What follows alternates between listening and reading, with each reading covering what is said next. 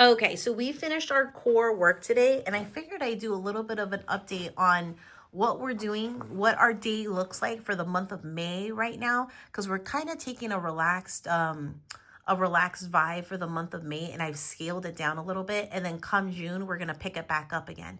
But I figured I'd kind of have a discussion with you guys and kind of walk you guys through what our day has been looking like lately. So right now, we're working our way through this very first unit, place value for ages 9 through 11, through moving beyond the page. I am still using Eureka. I'm just using these in between Eureka modules. So I'm kind of doing two different math curriculums right now. I think they both complement themselves really well. And Eureka is straight up mastery, but it has more of a no nonsense approach. Like you're doing problems. It's not as engaging, right? So this is kind of where that comes in, and it's giving us a little bit more variety in our studies, you know? So that's why I'm using both of them. So what he ended up doing today, we are on lesson 7, and we're working on exponents and powers and stuff. So I'm going to show you. I printed this out from their website because when you purchase the curriculum, you get access to their online platform where you can print out everything essentially that's in here, you know, which comes in handy if you have multiple kids in the same grade, or you just want to keep a clean copy. So that's what I did. So for instance, today he had to watch a YouTube video. So there was a YouTube video in here that he watched on rounding decimal numbers. And then he did this page over here where it was a quick review on powers of 10. And then he did a review over everything that he's been learning about or has done for his 4th grade year and what he has been learning about so far in this 5th grade module. You know what I mean? So there was multiplication review, rounding, conversions, word problems, things like that. And that was it. That's what he did for his math. So we did that for math. We are still working our way through Heidi. And I'm going to be blatantly honest with you guys. It is not his favorite. I am using that in conjunction with this Memoria Press unit. I really like the Memoria Press unit, and I have seen a lot of improvement in his writing so far. And that's something to be said because we continuously write every day, and we're constantly working to improve our sentence structure, how to respond in short paragraph form to things, how to use quotations, how to use text evidence, things like that, right? So we're constantly working on that, and he does not like this at all. But I don't know if it has more to do with the Memoria Press unit or if it has more to do with the book. I know without a doubt he does not like his book. It is not among his favorites. So it's a little bit tedious for him to do it. And I don't know if that just falls into this portion.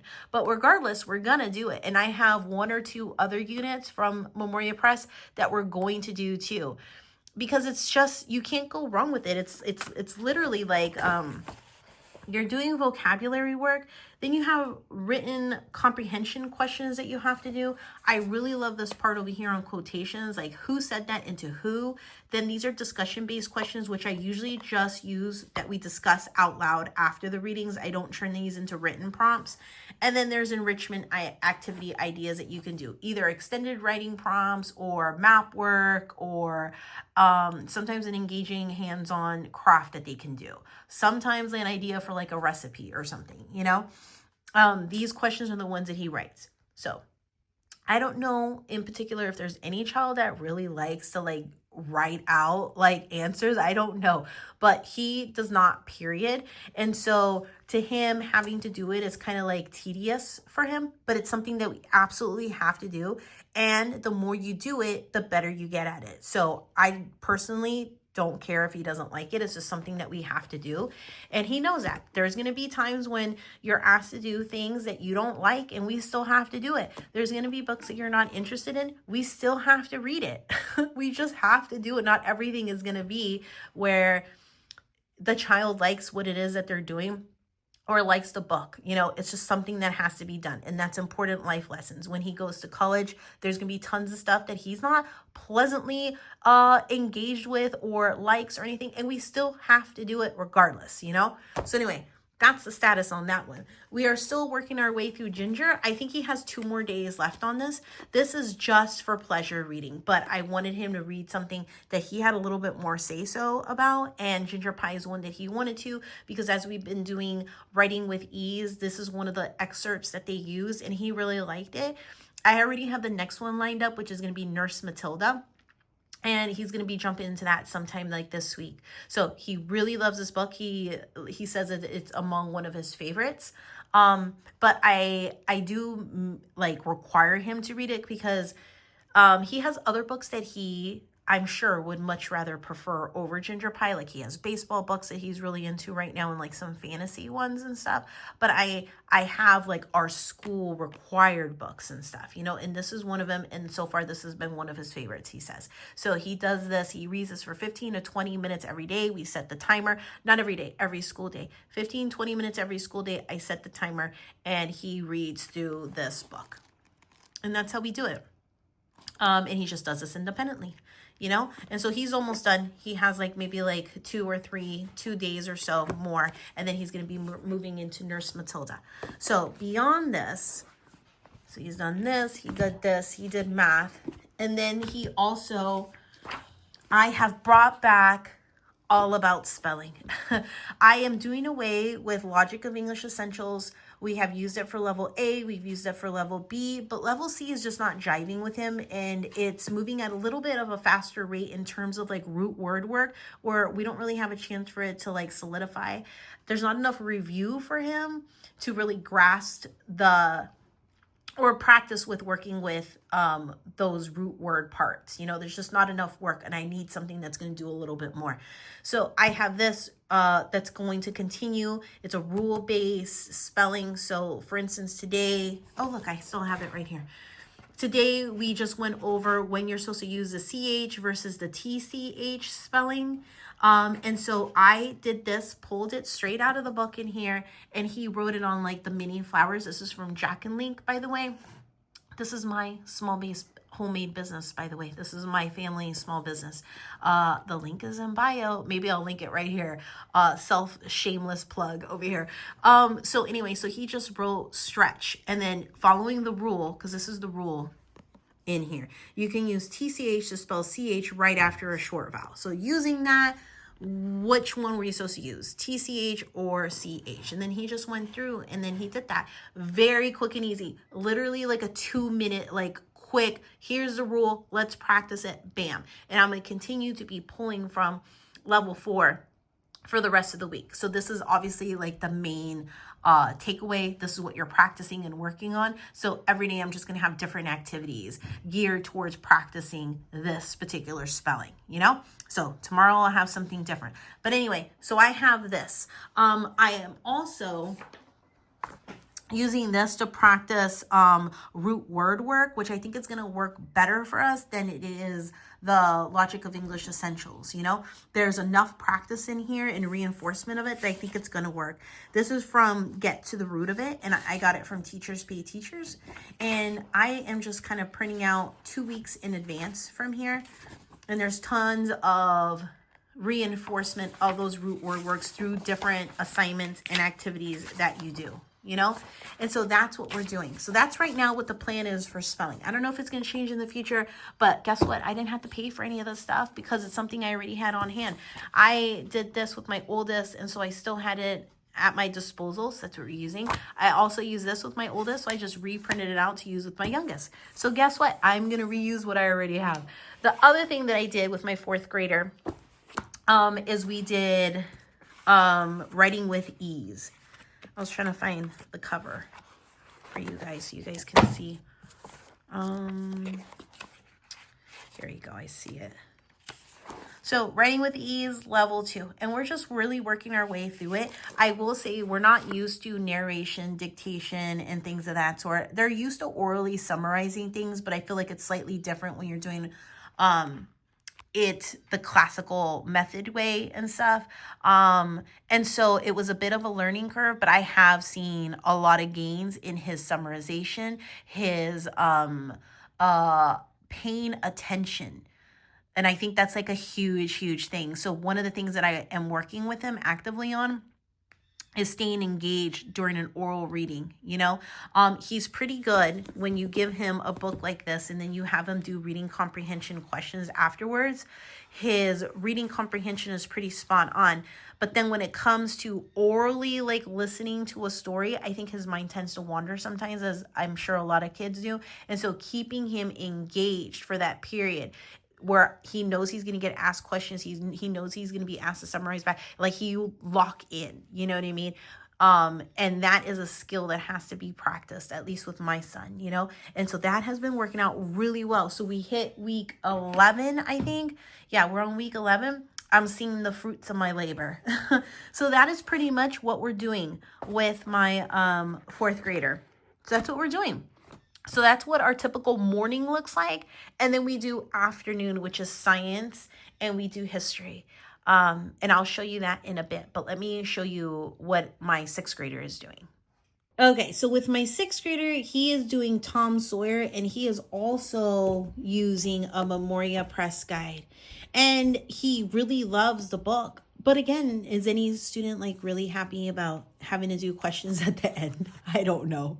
But he does it without complaint for the most part. You know what I mean? He likes it. He likes the book. I'm sure he would much rather just go instead of being told only read so-and-so chapters, And even with this, he does 2 chapters at a time. So he does 2 chapters partly because there's like 30 something chapters here and we do school 4 days a week. And I don't want to be on Tom Sawyer for 2 months. Like that is like, I want to be on this for like a max of 3 weeks and then move on to the second part of this Tom Sawyer that we're going to be doing. So he is doing double the work. So he's doing 2 chapters at a time. He does the questions out of here. He doesn't seem to mind again for the most part.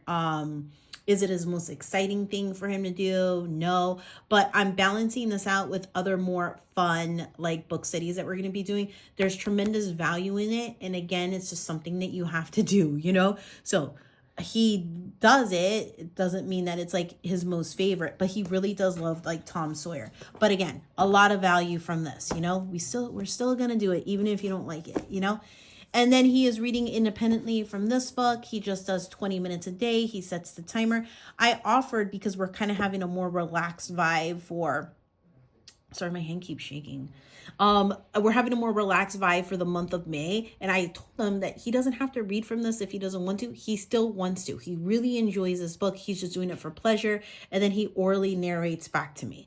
So he has that. And then the other thing that he is doing, and we're doing this together, is writing with skill. We're still working through the remaining 20% of this. And it has taken me a little bit longer than I expected. Partly because you're not really working on outlining the last 20%. You're working more on like literature analysis and how to cite using proper in-text citation, a works cited page, footnotes, endnotes, like things like that. So it's not something that you just like, if anything, we've lingered in here a lot longer than I would typically, because it's such an important skill. And this is part of my goal for the 26-27 school years to do this. So we're doing it and we're learning it and we're learning about it and doing it. And so the last 20% has proven to be quite lengthy. And we still have, I would say, at least 3 more weeks left before we're done with this and stuff. So he has that. And then the only other thing that he's doing is he's doing Think Well. And today is his final day doing the 6th grade one. And then we're going to spend the next week or 2 exploring other math options just to make sure that we're good with Think Well, or if he wants to go and try another one out. Because that's the one we're going to stick with until the end of high school. So whatever the next one is, because now we're getting into algebra and we're going to get into these ones. And I want him to stick with like the same one. So this is kind of like our last minute change if we want to change.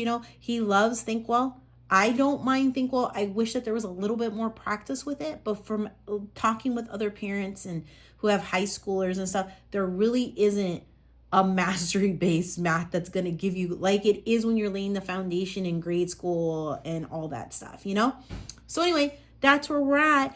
So that's the stuff that he does independently. So he does this, and he's doing double the chapters in here for Tom Sawyer. And then he has math. And before we actually started the day, like period, we sat down, we read. We do these as a read aloud. So this is kind of like our morning work. It's an opportunity for them to wake up before we each have to branch off and like do their independent work or one-on-one work or whatever the case may be. So this is what we're going to be doing this week for morning work. But again, every week it always changes. It just depends on like what's going on that week and particular goals. My goal this week is to finish A Little Princess. It's to finish A Kidnapped Prince. This was a 1 weeker that has now turned into 3 weeks. It is a very thin book. It is an easy to read book, but for some reason it has just taken a little bit longer. So my goal this week, we're just focusing on the Kidnapped Prince, and then we're just focusing on A Little Princess. The boys love A Little Princess. Like they really love it. And I want to finish it this week because I want to watch the movie with them this weekend. Over this past weekend, we watched My Girl. And I have now done my job in repeating the trauma cycle with my kids because, you know, if you've ever watched My Girl, you know what I'm talking about. But A Little Princess is the one now that I want us to watch like over the weekend. It's kind of like movie time with me. And I'm revisiting all these old favorites of mine, you know? So anyway, my goal is to finish this. We are 8 chapters away. Where are we? Yeah, we're about halfway through the book. We're 8 chapters away. I want to finish it by the weekend. So this has taken priority. So A Little Princess, The Kidnapped Prince for sure. 3 weeks. I cannot go beyond 3 weeks with The Kidnapped Prince. And then we do a lesson from here in the morning, you know, philosophy for kids. We just do 1 a week, except for this week. We're going to do 1 during the morning because we started this, I want to say last fall, but I haven't been consistent. Well, I have been consistent with it, but it's just once a week that we were doing it. And now I would like to finish this by the time the end of summer comes around, you know? And so there's some weeks like this week where we may just do 1 every single morning for like our morning time, you know? And then next week it's probably going to change again. So it flip-flops. In the end, it's all going to even out. It's all going to even out. I think there's 36 in here. So I think in the end, it will have taken us 36 weeks to do it all. But that's what we're doing together. And then let's get to history. Okay, so for history, this is also going to change tomorrow because today we are finishing up our very last module of core knowledge. So this was kind of just like a sideways trail one that I did. So we finished A History of Us by Joy Hakeem, book 2. And after that, we moved into this unit for CKHG. Where is it? I actually don't know if here it is. This cover, From Renaissance to England's Golden Age, there's actually 3 mini units within this. We did the very first one. We skipped the Renaissance one and we went straight into England's Golden Age. And so after this, we're going to start our next history spine and we're going to be on that for a good probably 2 months and stuff. So this is the very last lesson from this particular one from CKHG. So we're going to finish this today. We're actually about to do it as soon as my kids finish heating up their lunch and stuff. We're going to go ahead and knock it out. So we have this that we do. We're still reading through a Spanish fairy book. We just read 1 short story from it every single day that we do like history. So I expect us to still maybe be on it for like another month because we're only about halfway through it. So the kids really enjoy it. We all really enjoy that one. And then we're reading They Lost Their Heads. And I read, again, just a story every single time that we do history. The boys are also really enjoying this. It's very intriguing and entertaining, to say the least, you know, so we really enjoy that. So for history, that's kind of what we're doing. But again, it's going to change starting tomorrow because we're jumping into our next history spine. And that is where you're going to see there's a heavy front load of stuff. And on the back end, there's going to just be a lot more writing. It's going to be a lot more like labor intensive. It is one that I spent the majority of the last 6 months developing and creating on my own. Questions to go along with our spine, YouTube videos, primary sources, reading comprehension questions, like the whole gambit and stuff. So I'm super excited because we're finally jumping into what I've been working for 6 months doing and creating for my kids, you know? So that's exciting. So the only other thing is science. But normally we do science 4 days a week. Today we're not doing science because I have an appointment that I'm going to go to. And so this is the final thing that we're doing for school today is history. But then tomorrow we normally interweave science. And that will be a video for another day. But this is typically what we do on a daily basis right now for the month of May. And again, every week kind of changes depending on our morning works. Like, especially after this week, once we finish The Little Princess and The Kidnapped Prince, it's now going to be a lot different in our morning, like different things that we do. And then normally we also do science. But again, I have a doctor's appointment, so no science today. So this is what we did for Monday. Happy Monday, you guys. Let me know if you have any questions and subscribe if you'd like to see more videos. Bye, guys.